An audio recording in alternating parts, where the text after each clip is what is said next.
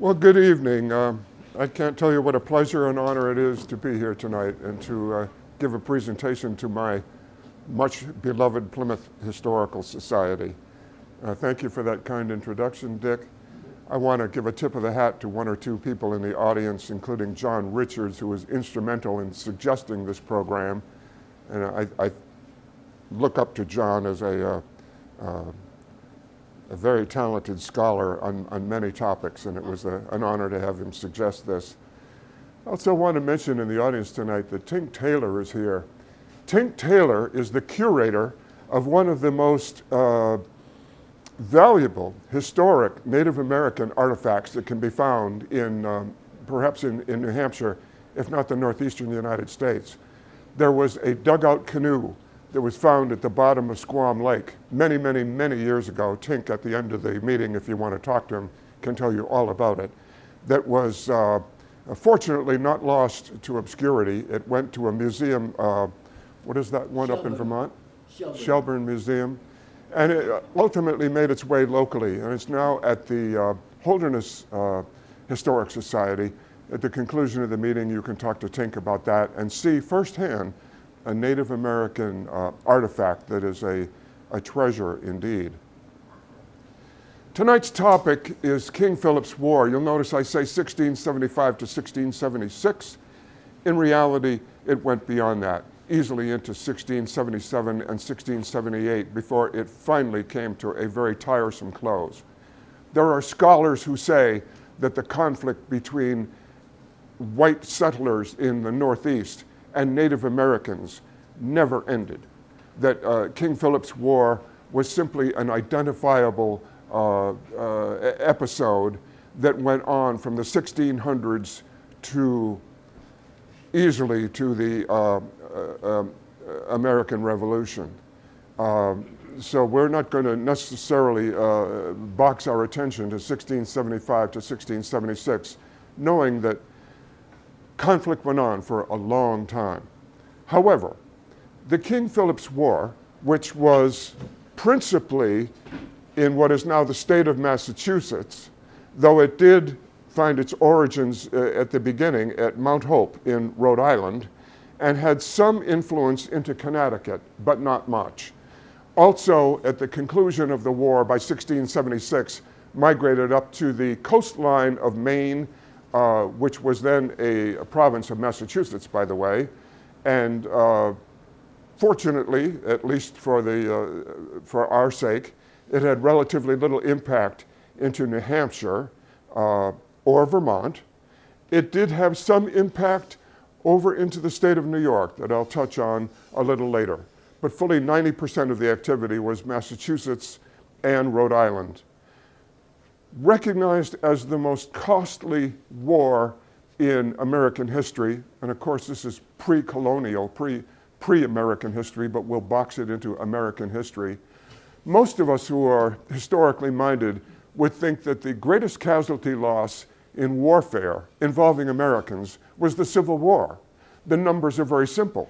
Everyone in the Civil War was American, whether you were from the North or from the South. So when the casualties are added up, you could easily say that the Civil War was the costliest war in American history. Not so.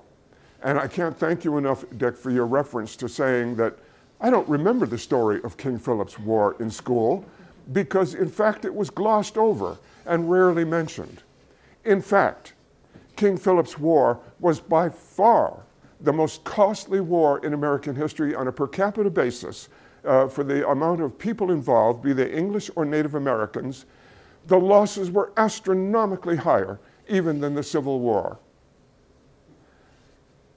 I wish I were a stand-up comedian. If I had a different life, that's what I would love to do. And I cannot introduce humor to a subject like a war of King Philip's War. But I will reflect on what Dick said a moment ago about let's all hark back to our high school days. And I don't know about you, but when I went to high school, there might have been some reference from the history teacher that the Pilgrims landed, God love them, in 1620. And they had their funny little hats and their bonnets, and they were very church-going. Every Sunday they went to church, and they had a hard time of it at the start, They almost didn't make it. Many of them almost starved to death in the first year, 1620 to 1621. So far I'm with you, teacher. I remember that from my grade school reading. And happily, they made the acquaintance of some friendly natives who saved their bacon, literally and figuratively. Samoset and Squanto staggered out of the woods and came over to shake hands with the Pilgrims, and those two Native Americans could speak English, brought some more Native Americans, Massasoit, God love them, and together they taught the Pilgrims how to grow corn, and they saved their lives. So far I'm with you, teacher. Thank you very much. I understand that. And now the teacher says to you, and for tomorrow's class, by the way, I want you to do all your reading about the Boston Tea Party and Paul Revere running from the Old North Church and Charlestown out to Concord and Lexington saying, the British are coming, the British are coming, which was, by the way, 1775. And I would have thought, had I been so bold to do so, raise my hand and say, teacher, are you telling me that nothing happened from 1620 to 1775? I don't know about your experience in school, but that was mine. There was precious little reference to King Philip's War or anything that happened in the northeastern United States in the era of the late 1600s. In fact, a tragedy occurred. A war between the European colonists and King Philip that broke out in 1675. I have it on a video, and I will narrate it to you, and we'll begin the story. I think you're stepping on my cord. Thank you.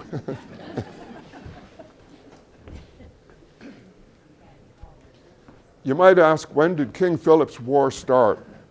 And I could give you an answer that might surprise you. My answer might be 1588. And in 1588, as you recall your historical chronology, that's when the Spanish Armada was defeated by the English, and it opened a whole new avenue for England to become a world power. In that day and age, all of Europe was well established and had been for centuries. The new frontier was the North American continent. So I would say that an argument could be made for the start of the event in 1588. We will start just as soon as I can see why the... Okay, all right. In point of fact, North America was originally explored by a variety of explorers, including the French, who had a focus in the north part of North America. Among their reasons to come here, two that immediately come to mind was to Christianize natives who lived in that area. When I say that, I mean Canada, and to establish a fur trade. They weren't the only ones. Of course, Columbus came in 1492. Other explorers came in the 1500s. And as you can see, as I say there, in 1588, with the defeat of the Spanish Armada, the beginning of world exploration and colonization by England. Native Americans, 1500 to 1600, they were located, for our purposes, in the Massachusetts area, amounting to approximately 5 or 6 tribes, and we'll identify them in a moment. Population estimates were hard to put a handle on. We will see some statistics on that in a few minutes, but there's no hard and fast rule as to how many Native Americans were here in the 1500 to 1600 era.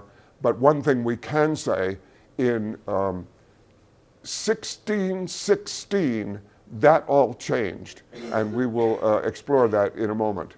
Their lifestyle was nomadic.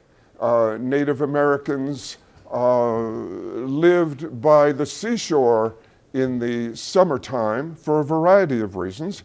Planting conditions in a warmer climate by the sea were good, and the Native Americans of the Massachusetts area were not only hunters, but in fact farmers.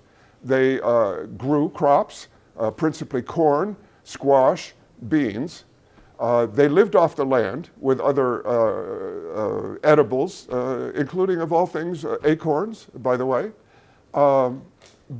Because they lived in a maritime environment along the Rhode Island, Massachusetts coasts, they were largely dependent for foodstuffs on what they could harvest from the sea, including clams, lobsters, fish in unending abundance. And that's what gave them a sustenance.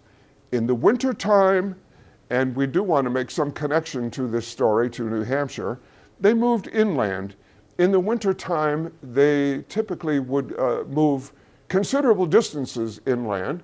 And incidentally, in the era of 1600, they did it on foot.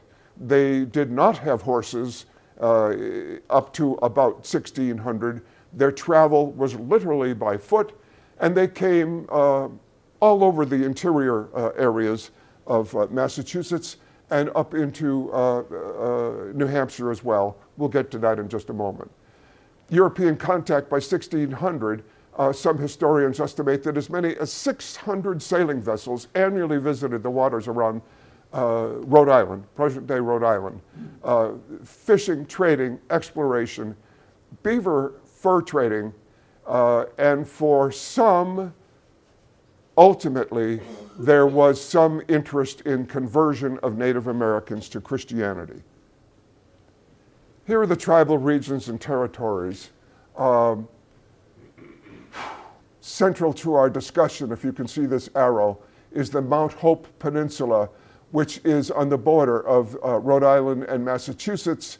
That is the epicenter of the King Philip's War. That is where Massasoit lived. Here, of course, in the upper right is where Plymouth is, where the first colonists arrived in 1620. That was part of the Wampanoag territory.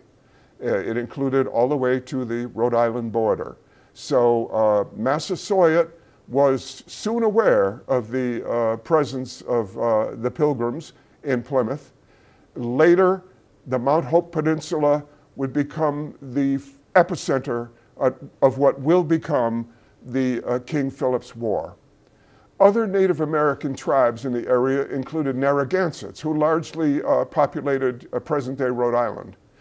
Pequots were in the area of Connecticut. Actually, they were more or less down by the seacoast near Mystic, by the way, and Mohicans were in the territory shown here. Up in Massachusetts, Nipmunks controlled most of the territory.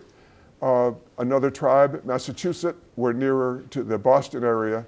The principal Native American participants in King Philip's War were Wampanoags, Narragansetts, Nipmunks, Mohicans came in on the side of the English, which was a rarity. There were not too many Native American tribes that sided with the English, but the Mohicans, and from your elementary and high school reading, you might recall Uncas was one of them. The last of the Mohicans did side with the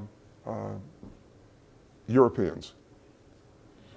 I mentioned that in 1616 to 1618, the population of Native Americans had a tragic change. It's necessary to understand that the entire coast from Canada down to Boston was heavily visited by English at the time. They were there principally for fishing, but they went ashore because in order to process fish, they would have to dry it and salt it to bring it back to Europe, which is where their trade was. So they had contact with Native Americans along what is today the main shore. And inadvertently, an English epidemic was transferred to Native Americans. Modern day scientists think it was smallpox. Nobody knows exactly what it was. Historians do believe that it was such a tragic event to Native Americans that up to 90% of them died in Massachusetts between 1616 and 1618.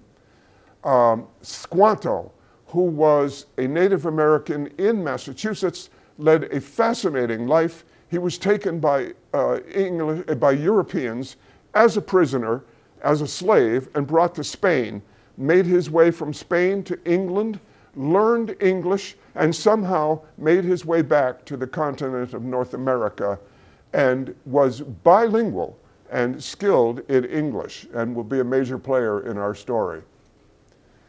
These were very different times, 1600 to 1675. That first item, 1620, at Plymouth, there were screams from the woods that startled the early English colonists. So you might think, well, what in the world could that be? Must have been Native Americans. No, it wasn't Native Americans. And I doubt as many here could imagine what the origin of those screams from the woods were. And I will jump to the conclusion and give you the answer. They were mountain lions. If you can imagine, mountain lions were present in southern Massachusetts up to the 1600s. To me, that's an astronomical concept. But the Plymouth residents were awakened in the night by the screams of mountain lions from the woods. Wolves were commonplace. You'll hear many times reference to growing corn as the sustenance crop. As part of growing corn, it was common to mound up a mound of earth, put a seed of corn in it. Thank you. Also to put beans and squash, and of all things, a fish. Alewives. Alewives, which, as you've heard me say, I was a graduate of the State College at Bridgewater in the area of where I'm pointing right now, not far from Plymouth. And I can remember as a student at Bridgewater, if you went to the shore of Massachusetts in the spring, in the 1960s and 70s, you're saying, is he really that old that he went there in the 1960s? I'm older than that, by the way. You could see alewives swimming up the streams. They probably still are, by the way. I wouldn't be surprised. So this gets us to the subject of wolves. Well, it so happened that they had to post guard in their cornfields for the first 2 weeks of the growing season to prevent wolves from going into the cornfields to dig up the fish and eat the fish. So you had to watch your cornfield night and day for the first 2 weeks. Of all things, rattlesnakes were common. Snakes are not my favorite subject, so I'm going to gloss over that as quick as I can. They played a part in King Philip's War when a contingent of militia were going through the woods in tracking Native Americans. One of the militiamen was almost bitten by a rattlesnake. There were others nearby. They prevailed on their militia leader to take a different path, that there were so many rattlesnakes around that they weren't comfortable walking those part of the woods. This is not part of our talk about the King Philip's War, but to give you some really unusual background on these were different times. I was an English major. I know something about the English language. I have never heard of the word lycanthropy. I don't know, short of you looking at your smartphones, how many people in the room could define lycanthropy. But having read about it, again, I can tell you the story. In 1651, there were witch trials in Connecticut. Again, from my reading, I thought all of the witch tribes were around Salem, which, by the way, they were principally in Danvers, not Salem, in the late 1600s. Well, by goodness, there were witch trials in the 1650s in Connecticut, and a young woman, Goody Bassett, was accused of witchcraft, and under torture, which, by the way, was whipping, this 23-year-old girl, she confessed to lycanthropy, which is the ability to transform into a wolf or a werewolf. And on that confession, she was hung. Unbelievable. Those were different times. In the earliest week or two of the war, in 1675, there was a lunar eclipse in New England. It had an effect on both the English and the Native Americans. The English, looking at that lunar eclipse at night, it was a total eclipse, thought they saw the shadow of an Indian scalp lock on the surface of the moon. Those of us who are any kind of astronomers know that when there's a lunar eclipse, at some time at the beginning or end of it, there's a silver crescent just before the moon totally turns dark. That was interpreted as an Indian bow. And the ministers at the time thought that those were very bad omens for the start of a war. The Native Americans saw it too and took an entirely different context to it. They thought it was a good omen to start a war. When I say these were different times, we're going to talk about a man called John Sassamon, and we're going to talk about his trial where part of his corpse played a role in his murder trial. He was the victim of the murder, by the way, and we'll come back to that where we review a little bit of medieval law. There's your lycanthropy if you need a refresher on the subject. Significant Native Americans in New England in 1676.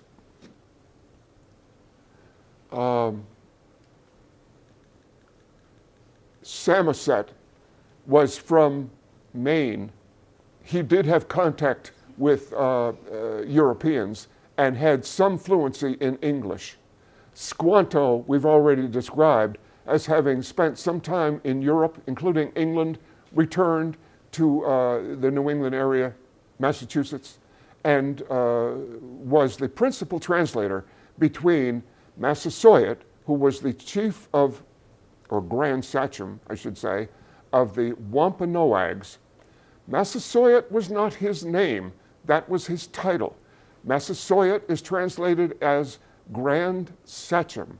So his actual name was a bit different. I didn't write it down. He's universally known in most history texts as Massasoit. We'll leave it at that. He had two sons, one of whom was Wamsutta. It was common among most Native Americans at the time that through their life they would change their name.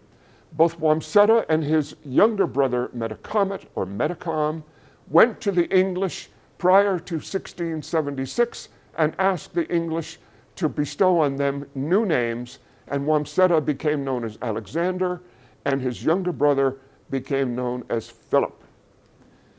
A very interesting person who we'll see time and again in this story is John Sassamon, a Native American who grew up in the Boston area, was early orphaned and put out to be raised in an English family. As a result, he was fluent in English.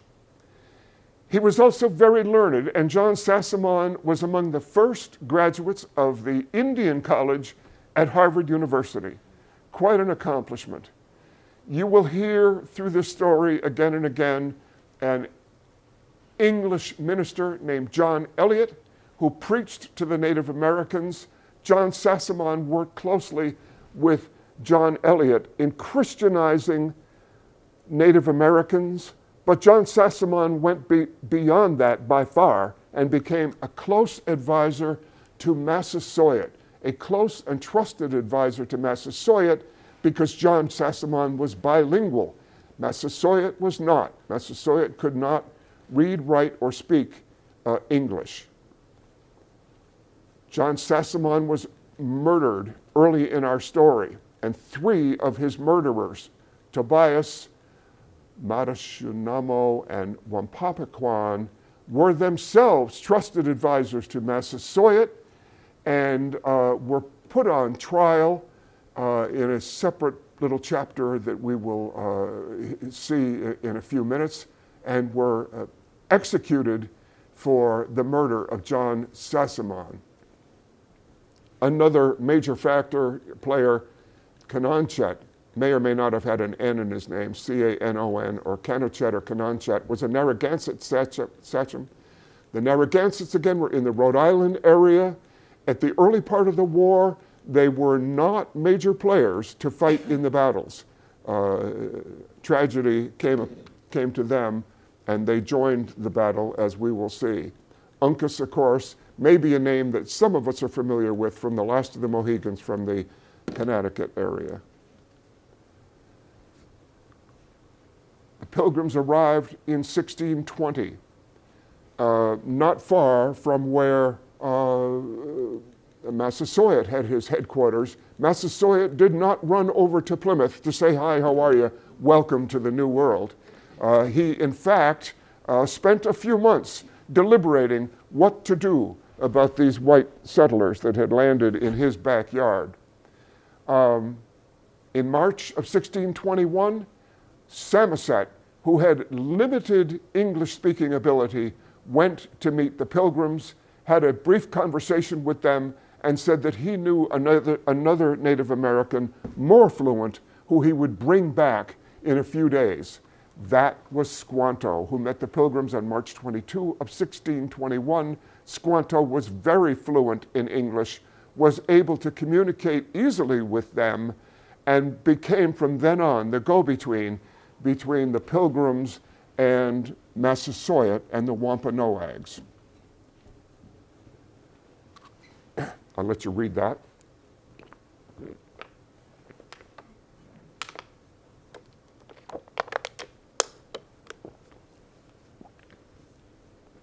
Massasoit himself came to Plymouth in 1621.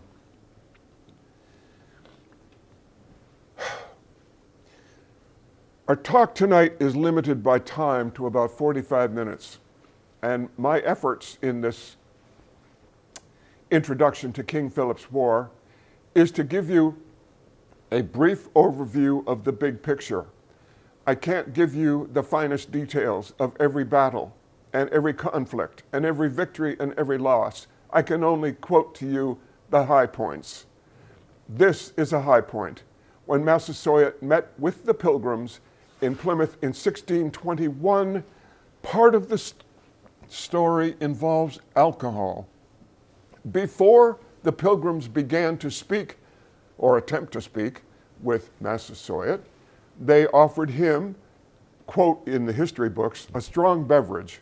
God only knows what that was. Beer, wine, a whiskey, a rum. It could have been God knows what. But it is recorded that in Massasoit's first visit with the Pilgrims, he sweat profusely and his hands trembled.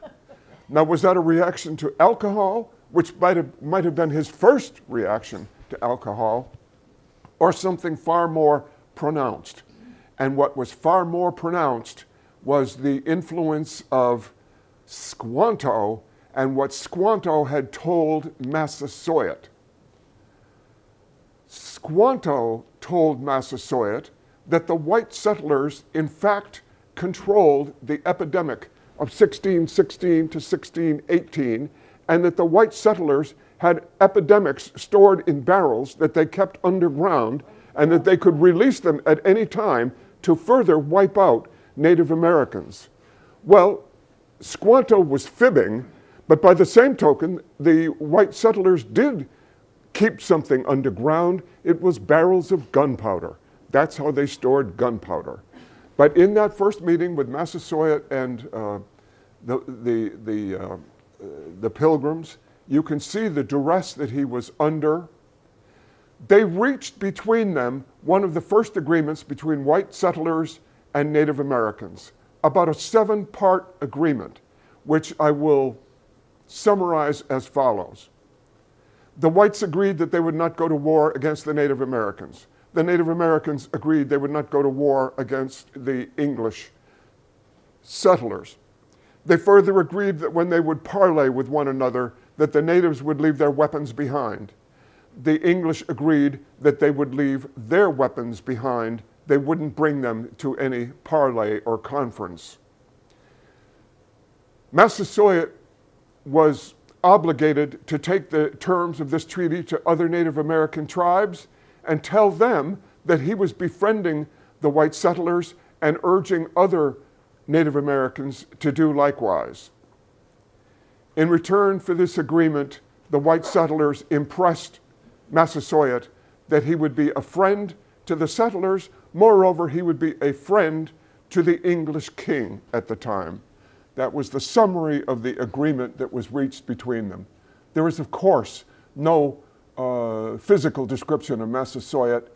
The statue you see here is somewhere from the Midwest, somewhere in Indiana or God knows where, Kansas City, I think. I looked it up, but you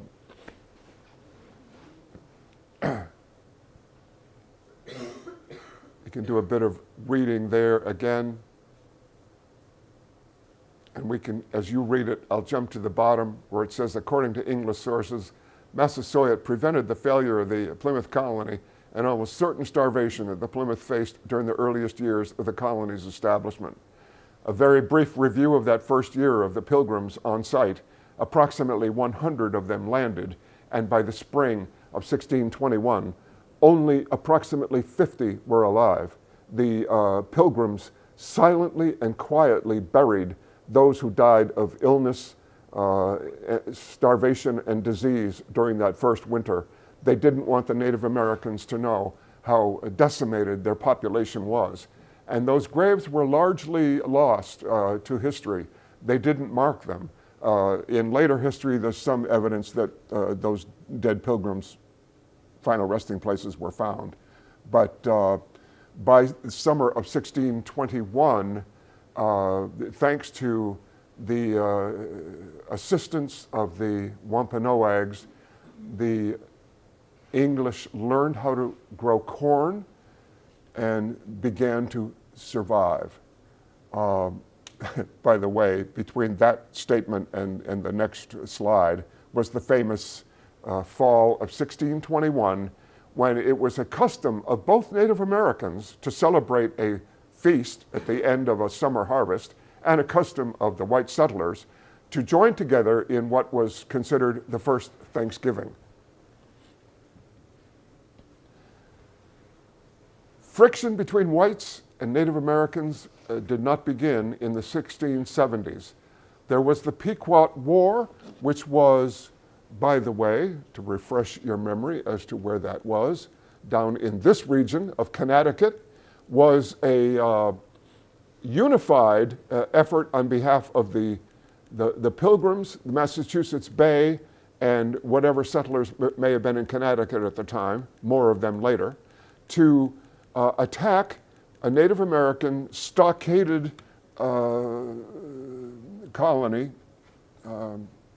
stronghold, we'll call it, near Mystic, Connecticut, and largely the white forces that attacked the Native Americans were successful beyond measure, and it was a wooden palisaded stockade that they succeeded not only in setting that on fire, but the wigwams inside. And the Native Americans who had joined as allies to the whites were mortified at the method of warfare of the whites and resisted finishing that battle, saying, enough, enough. The whites had killed hundreds of Native Americans. That was not the way Native Americans did battle. Native Americans did battle where some people did die, but it wasn't the total object of war to kill every one of your opponents. Ironically, it was an equal objective of Native Americans to capture opponents whom they brought back to their own tribes to either use as ransom, sometimes to torture and kill, but often as not to welcome them into their tribe and increase their population base. I see the clock is racing, and we've barely begun on the topic here. Just to give this something of a New Hampshire twist, in the 1650s, a wooden fort was constructed in Ossipee, New Hampshire, possibly by hired English craftsmen, to build a fort with very high walls as defense against Mohawk attacks. We haven't talked about Mohawks. And back to our map, on the border of Massachusetts and New York lived the fierce tribes of the Mohawks. When I say fierce, they were universally feared by every Native American tribe in Massachusetts. They were feared by every white settler in New England. The Mohawks had manner of war far and above anything that the Wampanoags and Nipmunks practiced. Mohawks were fierce warriors. they would kill their opponents, they would capture their opponents. Unfortunate as it sounds, having killed their opponents, they would on occasion roast them on a fire and eat them.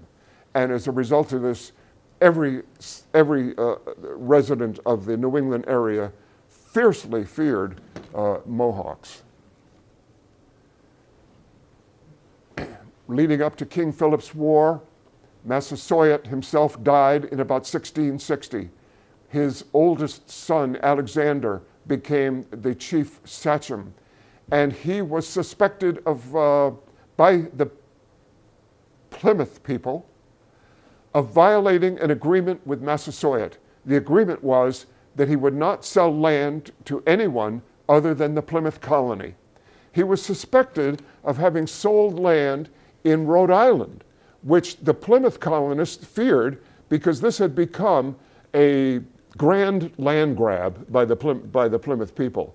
They were outraged that Alexander had sold some land into Rhode Island without their permission. They literally sent an expedition after him and at gunpoint brought him back to Plymouth to answer for his wrongdoings. He was in Plymouth for a week or two. He went from Plymouth to Boston. He went back to Plymouth, and he contracted an illness.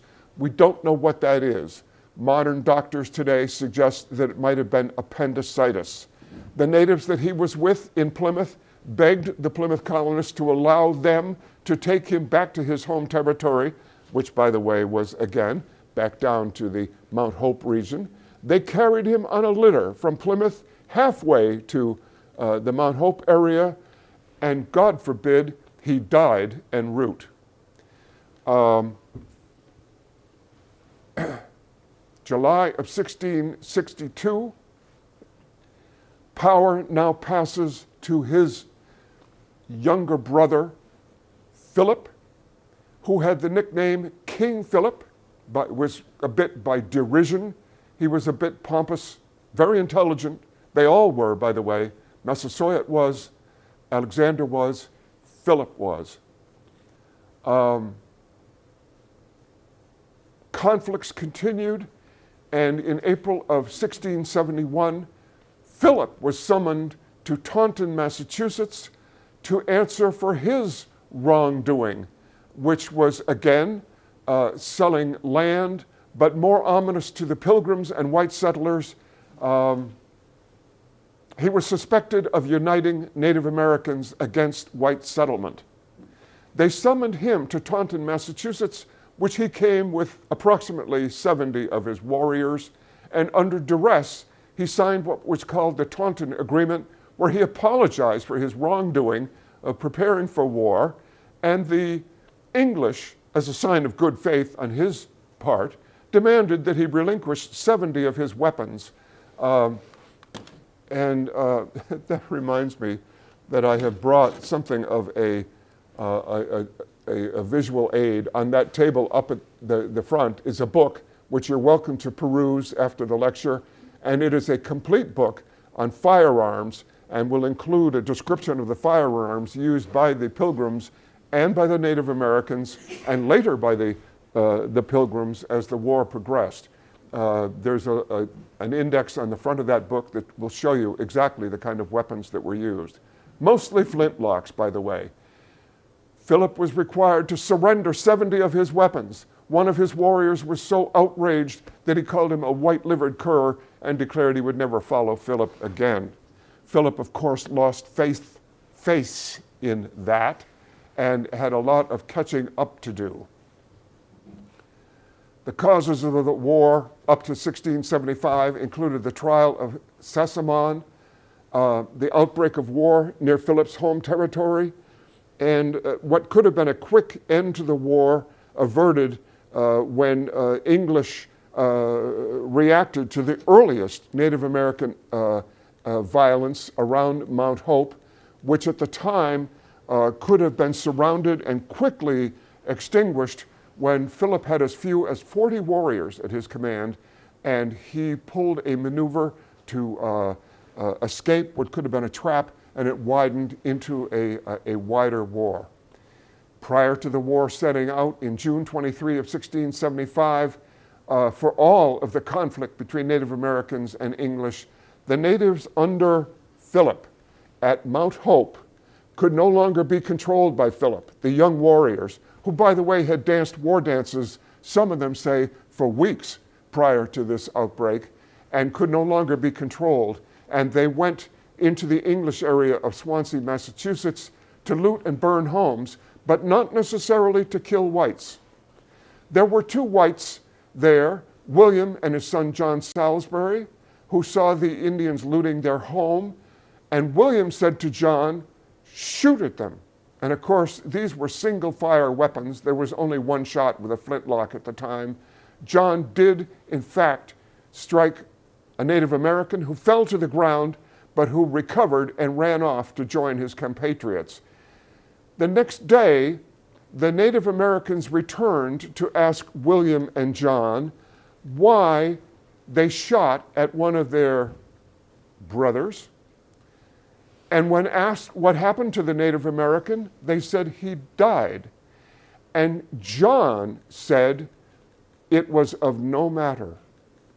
This incensed the Native Americans, who left, and a day or two later, they, with a larger party of Native Americans, but without Philip, returned, killed 8 settlers, including William and John Salisbury, and by the way, practiced something that was to become common in the war, beheaded their victims, put their heads on pikes as a warning to other English people.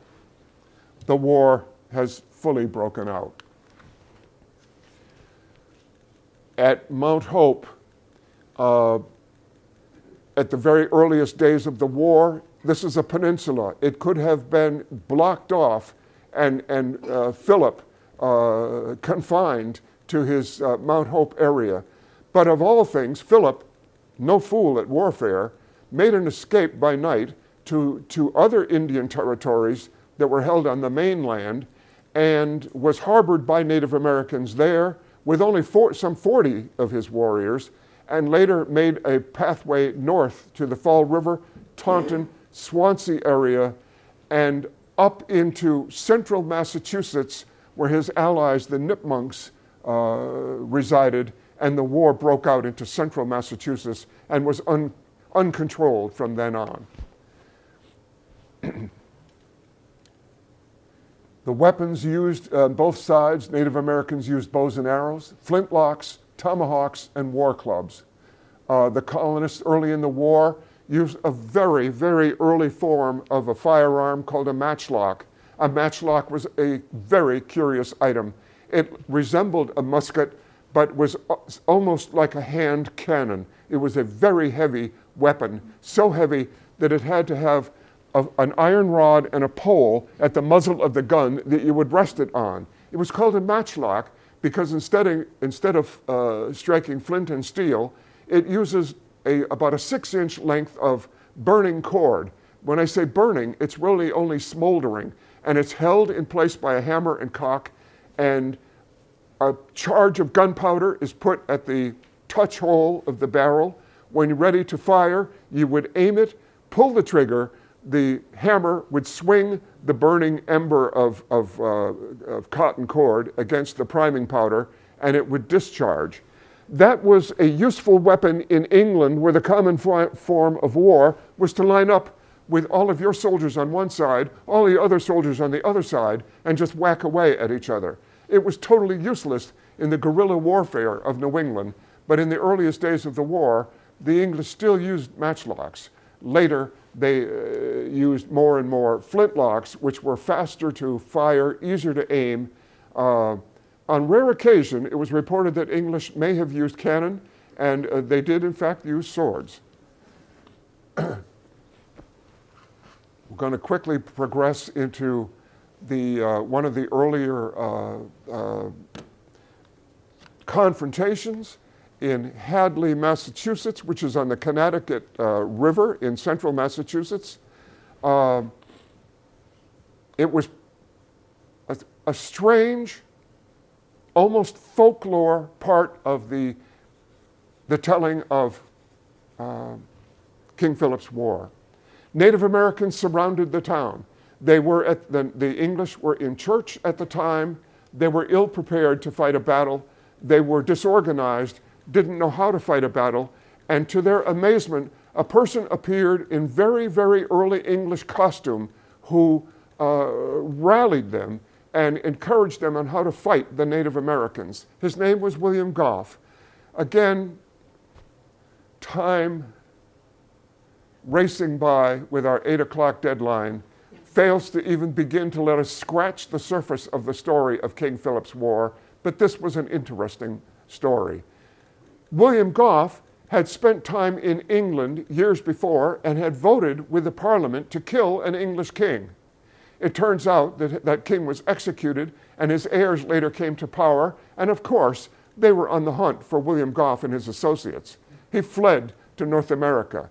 He took harbor in Boston, later New Haven, and ultimately along the Connecticut River, and he was sheltered by a minister in Hadley, Massachusetts. He was there for perhaps 10 years and was totally unknown to the colonists. This was an early form of the, what do we call that in modern day?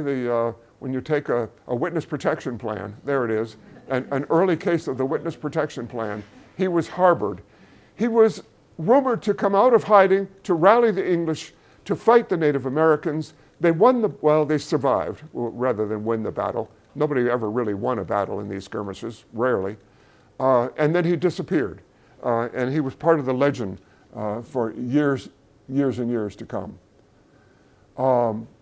A tragic part of this story was that there were praying Indians, those who were taught Christianity, and among them they had an encampment, a town, if you will, in Natick, Massachusetts. During King Philip's War, they were mistrusted with all Native Americans and sent to Deer Island, a barren, windswept island in Boston Harbor that had little shelter, little wood, nothing short of a concentration camp environment, where they were on occasion attended by John Eliot, the minister who taught the praying Indians. So much was the prejudice against Native Americans that John Eliot and another Englishman, Gookin by name, were threatened by death during the war for bringing food and supplies to the Native Americans on Deer Island. There's another look of where it is. It's off Winthrop, if you happen to be familiar with Boston Harbor. One of the biggest battles of the war was December 19th of 1675, and it was one of the few battles in Connecticut, at the border of Connecticut and Rhode Island, the Great Swamp Fight, where one of the better-known English military persons named Benjamin Church was a participant. This is a war against the Narragansetts, who had begun the war by saying, I'm sorry, that Great Swamp Fight was in Rhode Island, not Connecticut. It was in Rhode Island.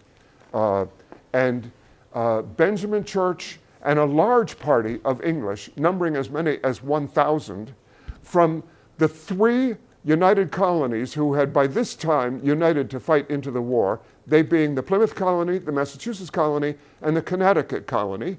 Absent was the Rhode Island colony, which was not invited to join that 3-part allegiance, not the least of which because Roger Williams and many Quakers, peace-loving people in Rhode Island, objected to the war and objected to fighting in it. As many as 1,000 English joined in a fight against the Narragansetts at the Great Swamp Fight, which was in the middle of a swamp. The Native Americans routinely sought a swamp as a refuge place, not the least of which was English horses couldn't penetrate swamps. They would sink into the mire and the muck. English military people couldn't easily penetrate swamps because they would sink into the mire and the muck. But this was a different case. This was December of 1675. The swamp was frozen. And when this battle took place, it was in the middle of a monumental storm. that deposited 3 feet of snow on the area.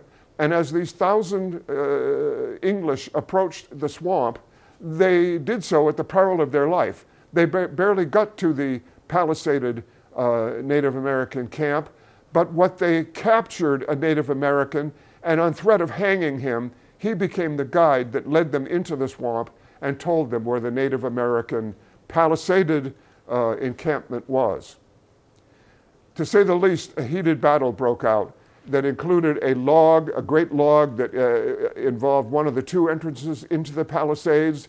The English entered the Palisades on not 1 but 3 occasions and were beaten back, but they persevered and continued to fight on what was almost an all-day battle. Meantime, those Narragansett warriors who, fearing losing the battle, leapt over the Palisades and went off into the woods, leaving behind hundreds of Native American elderly, women, and children. There is some dispute as to whether a fire that was later to rage on the inside of the Palisades was by accident or was set. But suffice it to say, all of the Native American wigwams inside the Palisades went up in flames, and hundreds of Native Americans died. A huge loss to the Narragansetts. Not to belabor this battle, because there were many others that we can touch upon, Benjamin Church argued that they should stay inside that palisade that night because the English forces had very little food. There was still a storm raging, and their march back to their encampment was at least 20 miles away through 3 feet of snow. Others prevailed upon Church, saying, "We have to leave, and we have to leave now. We have so many wounded that if we don't get them back to our camp, they will die of their wounds." And for whatever reason, it was prevailed upon for the English to leave in the middle of the night and march back through the snow. It was said that they could march for miles by the light of the burning Palisades behind them. The Native Americans regrouped and, of course, attacked the English during that retreat. Suffice it to say that at least 80 English military people were lost during that fight, but hundreds of Native Americans were. And one of the Native Americans, named Kanachet, who was essentially neutral at the beginning of the war, now came firmly on the side of the Native Americans throughout the rest of the war as a result of this great swamp fight. Many, many authors have written about King Philip's War, and they talk about not only was it fought during the 1675 and 76 era, but it was fought afterwards by the power of the pen. And of course, who could be proclaimed the victors of that but the possessors of the pen and books and printing presses, which were, of course, the whites. In the war, one of the most written about episodes was an attack on Lancaster outside of Boston in February 10th of 1676, during which the minister's wife was taken captive. Many of the English were killed on the spot, including one of Mary Rowlandson's children.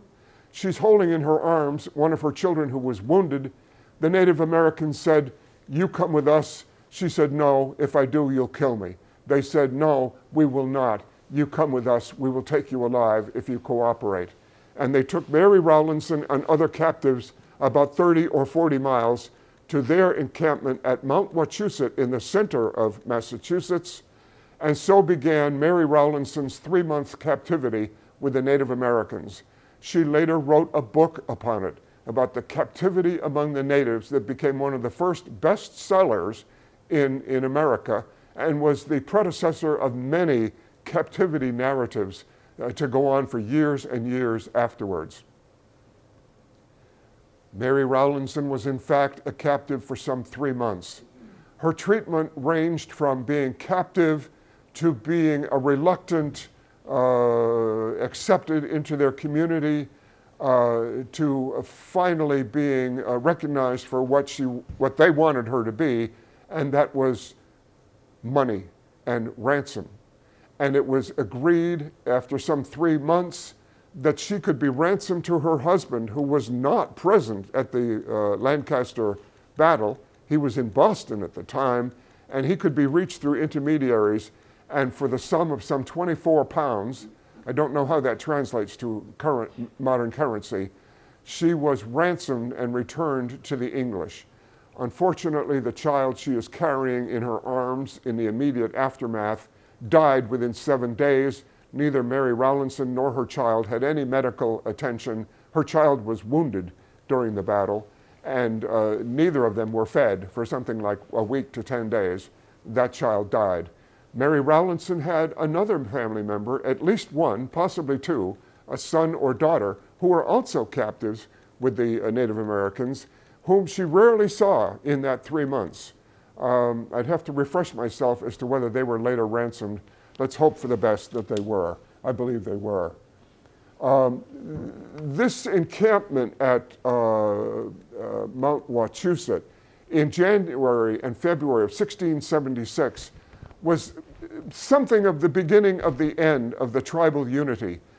Suffice it to say that in 1675, the Native Americans were winning from all through the summer into the fall, into the winter, by guerrilla attacks of hit-and-run warfare, and the English were really rocked on their heels.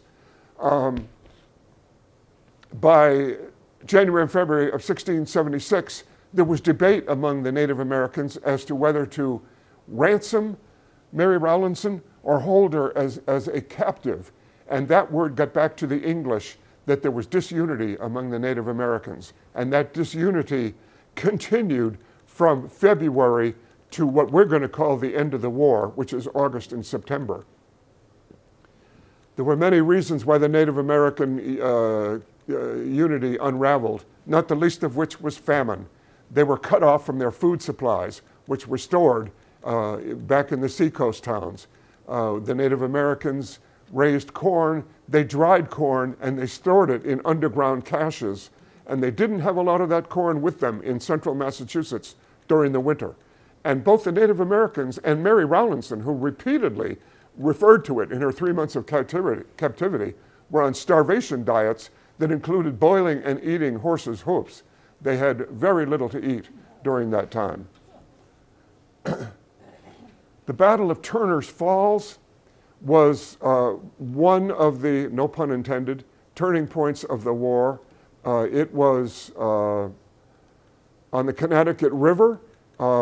Again, the English, being fed up with hit-and-run tactics with the Native Americans, mounted 150 horse militia to attack the natives who were at a fishing grounds in Turner's Falls along the Connecticut River in May of 1676.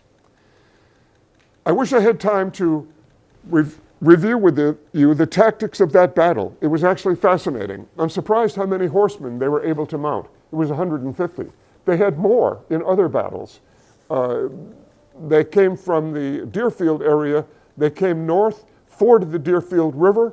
They went around, this is where the encampment was.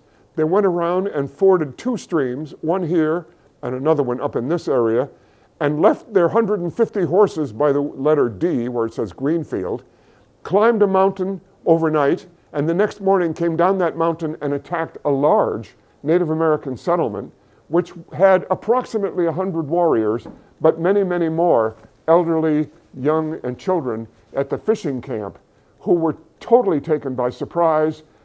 In the battle that ensued, many of the Native Americans hastened into their canoes to try to cross the Connecticut River to safety, and in their haste, they left their paddles behind. They were swept over the falls at Turner's Falls to their death. Many others died right at the battle site, right along the Connecticut River shore here. Why this is an interesting battle in the war was this. The Native Americans were by no means a backwards group. In that encampment were not one, but two forges that the Native Americans used to mend their flintlocks and to mold bullets. The English found those forges and threw them into the river. Historically, in the entire King Philip's War, there were only 3 forges known to be owned by the Native Americans, and 2 of them were lost at Turner's Falls. There was another one somewhere, the location escapes me. But suffice it to say, the Native Americans did have metalworking experience, and they lost a great asset in those two forges at Turner's Falls. Well, as the battle raged on and the English forces looted and burned the supplies of the Indians, they began to make their retreat. By this time, the Native Americans who had earlier retreated regrouped and were attacking the English. At one time, their 150 horses were almost cut off and lost. Their forces were divided and made a hasty and panicked retreat back to Deerfield. And at approximately this location, where they were crossing one of the rivers again, Turner himself was killed and lost in the battle. I wish we had more time to review it in more detail, but that was an interesting battle. The English offered amnesty to Native Americans in June of 1676, who, if they would surrender within 2 weeks, they would be shown mercy, if you will. In reality, that was not the case. Native Americans were enslaved. Those who became prisoners during the war or who surrendered at the end of the war were typically sold into slavery and shipped to the West Indies. Some, by the way, went to Africa, of all places. Some went to Spain, of all places. But many, hundreds, if not thousands, were condemned to lifetime of slavery. In sugar plantations in the Caribbean, where like as not, they died very quickly. This Benjamin Church, who we saw in the Narragansett swamp fight, was seriously injured in that battle and spent a lot of the winter recuperating.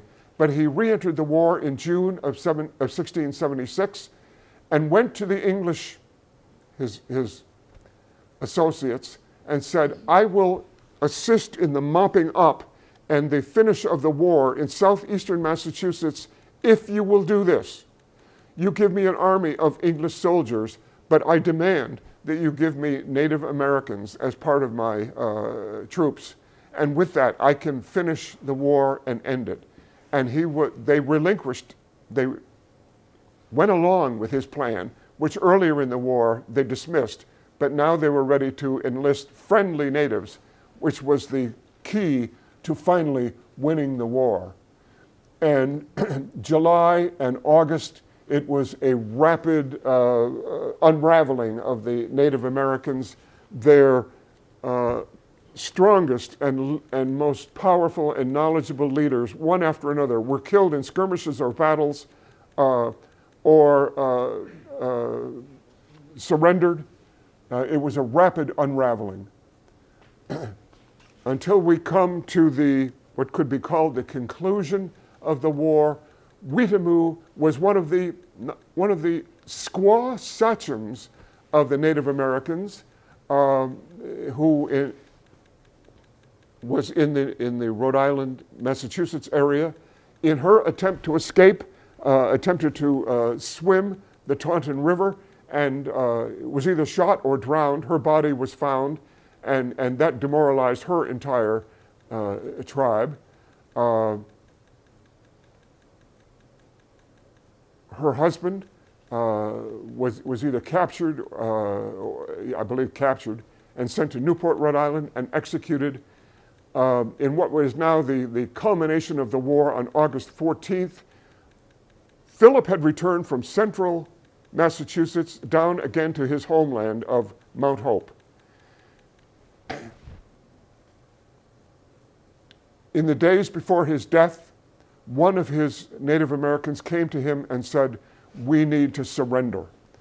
Philip had that man killed, and his brother was a Native American called Alderman, who now had a real grudge against Philip. And Alderman joined Benjamin Church as a guide to help track down Philip, which they did, and they found him in a swamp on August 14th. Benjamin Church was wise in the ways of this guerrilla warfare. He knew that if you attempted a headlong attack against them, that they would disperse. First among them, Philip, who was reputed to be the first to run in the opposite direction. So Benjamin Church said, that's not what we're going to do. Part of our forces will attack from the front, but we will create a ring around the back, including one of his white militiamen and the Native American aldermen. They attacked Philip's group. Sure enough, alderman and the white militiamen with him saw a Native American running through the swamp toward them, and the white militiaman attempted to take a shot and his weapon misfired. And he said to Alderman, "You shoot." Alderman took a shot with his flintlock, struck and killed Philip. By the way, it's reported that Alderman took not one but two shots. And by the way, it takes 1 to 2 minutes to reload one of those flintlocks. So if he fired a fatal shot on the first shot, which was likely that it was because it was reported as striking Philip in the chest, that they wanted to finish the job for sure, and Alderman took the time to reload and took a second shot and killed Philip for certain. It wasn't the end of it. Benjamin Church summoned one of his Native Americans to the body after they identified Philip and said, "You take it from here. Here's what I want done. I want his body drawn and quartered," which was the custom at the time. The Native American took an axe and with some degree of relish, chopped Philip's body into 4 pieces and beheaded the body. The pieces were hung on trees in that immediate area, which, by the way, is identifiable. There is a stone monument in that area of Mount Hope to this day where you could travel and see where that final episode of the war took place.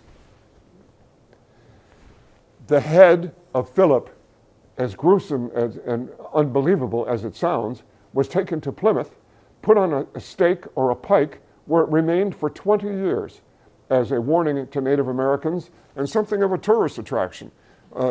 English from all over Massachusetts came to see it for 20 years. Which leaves us one final episode a few days later. Philip's chief war counsel, Anawan, again on the run, was tracked down and was again found because they took Native American captives.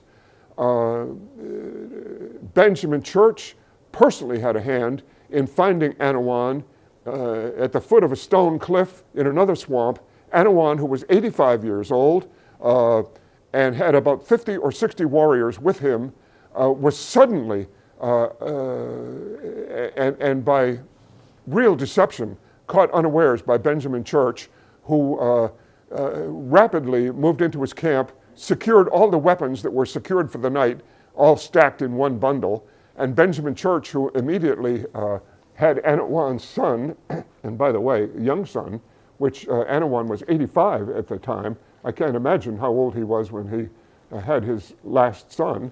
But Benjamin Church, on the threatening of killing Anawan's son, convinced Anawan to immediately surrender, and whereupon Benjamin Church and his very few compatriots, he attacked Anawan with only about 6 of his white militia against about 70 or 80 of Anawans who were present, convinced them all to surrender, and they all agreed to sleep through the night. Only Benjamin Church and Anawan, who by perhaps nervous energy stayed awake through that night. And during the night, Benjamin Church, who thought that Anawan could not speak English, watched Anawan get up and walk into the woods. And Benjamin Church assumed that he was walking into the woods to relieve himself. Anawan came back after a few minutes with a bundle and broke out in perfect English and said to Benjamin Church, in effect, "You have killed Philip, you have won the war, you have conquered all the Native American peoples. This bundle that I present to you is symbolic of all of Philip's ceremonial goods. It contains his wampum, his clothing, his headgear, his ceremonial pipe, and all of his ceremonial trappings. I present them to you, Benjamin Church, as a token of the end of the war." Those items later on, by the way, were shipped to England as trophies of the war were lost and never found again, and were lost to posterity. Well, John, can we wrap this up? we are with the final statement that could not have been written better if it was written by a Hollywood producer.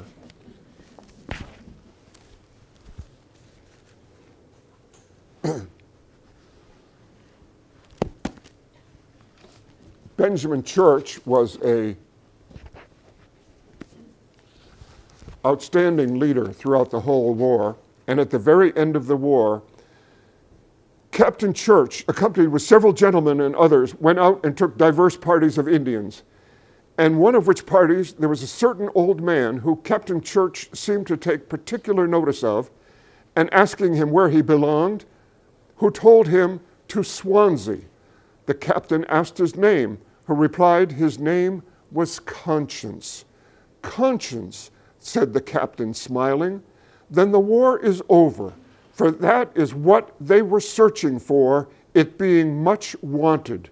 And then returned the said Conscience to his post again at Swansea, to a certain person the Indian desired to be sold to, and returned home. And thus we conclude this story of King Philip's War.